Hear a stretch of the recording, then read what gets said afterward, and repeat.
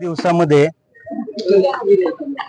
आपल्या जिल्ह्याचे जे लगतचे पोलीस स्टेशन आहेत बाहेरचे बाउंड्रीवरचे, जसे की अहमदपूर, चाकूर, रेणापूर, किल्लारी, मुरुड, औसा आणि बादा या ठिकाणी घरफोड्यांचे प्रमाण वाढलेले आपल्याला दिसत होते। त्यामध्ये काही दुकानं, बार असे आस्थापना फुटलेल्या होत्या।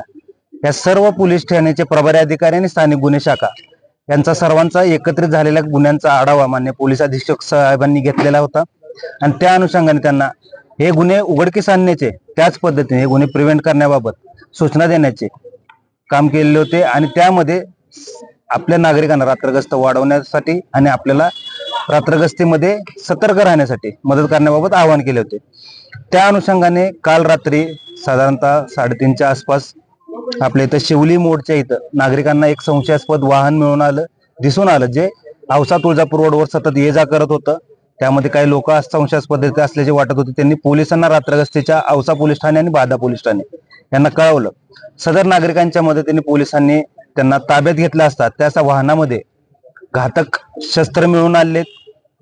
त्यामध्ये लोखंडी पाईप, बनावट वाहनांचे नंबर प्लेट, कोयता, स्क्रू ड्रायव्हर असे दरोडा टाकण्यासाठी ज्या गोष्टी लागतात त्या सर्व हत्यार त्यांच्या सोबत मिळून आलेत।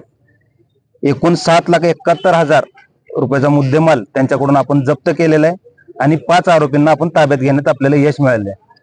त्या 5 आरोपींना आज न्यायालयामध्ये सादर केले असता त्यांना 6 दिवसाची पोलीस कोठडी भेटलेली आहे आणि पुढील तपास सपोनी जाधव, पोस्टे बादा हे करत आहेत।